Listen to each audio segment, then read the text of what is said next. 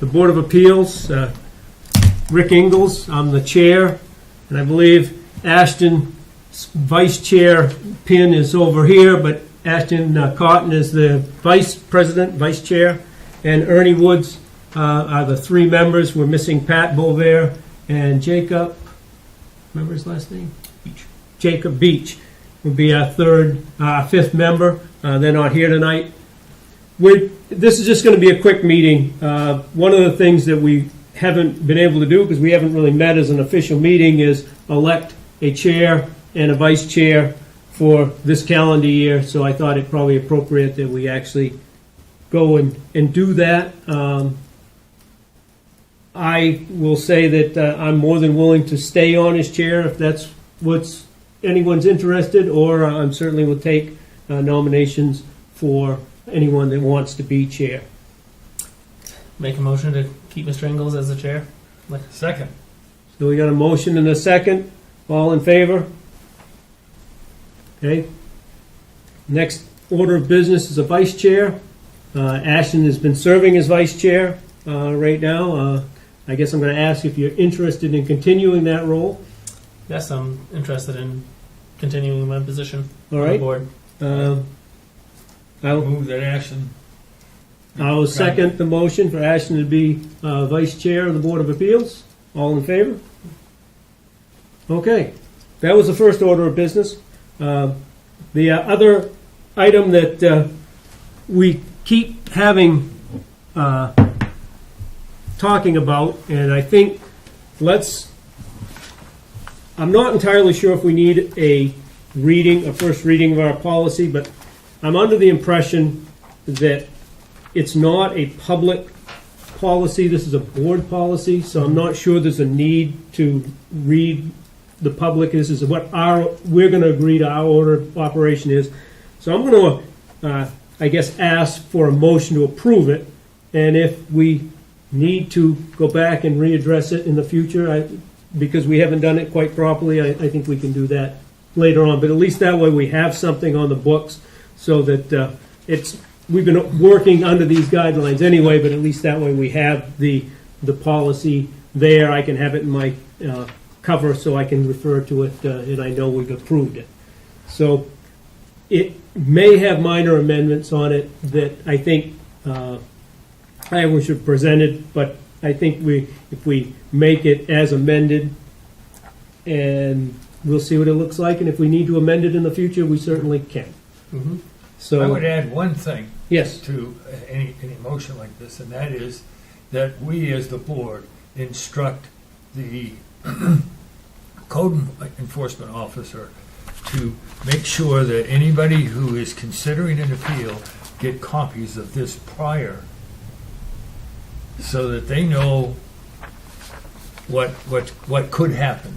right, yeah. I mean, And that there was, you shouldn't have to ask for these. right. That the code enforcement officer, we as the board, in a sense, are responsible for the policy. So I would like to see that we instruct the code enforcement officer to make sure that they have copies prior to the official Right. appeal process. And I think actually now with Terry on as the planning administrator, it'll probably actually be Terry. And let's take care of this business, and then I will mention for the public that the new administrator, administrative assistant. So, do I have a motion to approve the Berwick Board of Appeals Policies and Procedures document? That's helpful. I'd like to make the motion. I have a second. Second. I don't think there's any need for any further discussion at this point in time. I think we'll, this way we can sign it, and then we can all have a copy in our procedures. It's the same copy that we've been working to, but so I'm going to ask for a vote. All in favor? Motion carries. So, and I think it is important that anyone that comes to the board knows what we're going to try to do for a procedure, so they're aware of what the expectations are, and I think that's a good idea, Ernie. The other thing that has crossed my mind, because it says so in the, is that that this board is supposed to elect a secretary. Prior to all the experience I've had since I've been on the board is that whoever is the code enforcement officer seems to be the secretary. Right. And so I just want to make sure that that's, number one, kosher. Does it have to be a member of the board? There are 5 of us now.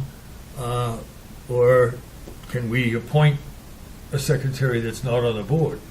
I will take that as an issue, as an item, and I will look into that. And the next time we meet, we can discuss that. I think in the past, it's always been that when there was a secretary from the town, like when I first came on, James acted as the secretary. But let's check on it to make sure that we are following.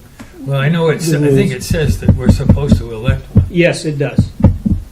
And I'm not sure, I can't remember if that's in the ordinance or if it's just was in our policy, and so we'll clarify that. Yeah, research that. Yeah. So the other thing the other item that I guess I want to just quickly let the public know is that we do now have an administrative assistant, I believe it's called, Terry Wilson. She will be the one that will be acting, I believe, as our secretary to minutes and at our meetings and taking the minutes, so that we don't have to do it ourselves. And I will check with James on that.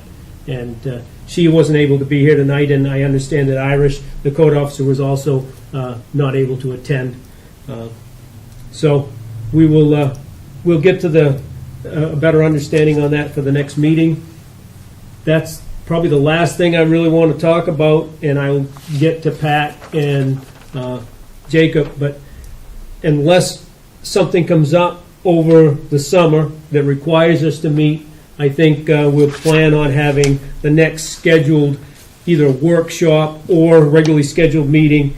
My sense is we'll probably have a quick regularly scheduled meeting so that we can approve the minutes from this meeting, and then we'll just go into a workshop after that. So we'll open it up as a formal meeting so that we can do business, and then once the business is done, we'll close that portion of the meeting and then just go into a workshop. Yep. And we'll probably plan on that for the second Wednesday in September. So having said that, unless there's any other business, Well, I just have one more thing. that's okay. We're here. I'm a person that likes to have the details that helps to protect us as well as protect the public. Right. And that is when we have a hearing that's being conducted, and there are people coming to the podium, and there are people sitting in the audience, and there are people who are on Zoom on the screen here. Right. That we conduct it according to Robert's Rules of Order.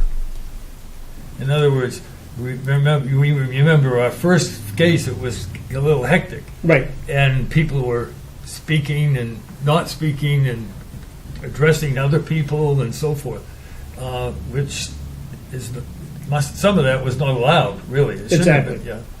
So I'm just throwing out, it may be in here. It's been a while since I've read these two, but I would think that we would want that statement that the hearing, any hearing would be conducted just as they do when they have a town hall meeting. Right. Exactly. Rules, Robert's Rules of Etiquette, whatever you want to call it. This is We got it this right is there. an old version, but And I will do my best to try to make Okay. that happen. yeah. No, I'm just saying, as long as we have it, then you even if you forget or whatever, somebody could run and then you can refer to it Right. that it's here. Right. Then the public knows that it's here. Right. I think we certainly can do that. Got to make sure I want to ask James about that secretary position. I'll put that down. Do we have any other business for tonight? Having no other business, I'll call for a motion to adjourn. I'd like to make a motion to adjourn the meeting. Second. All in favor? Meeting is over.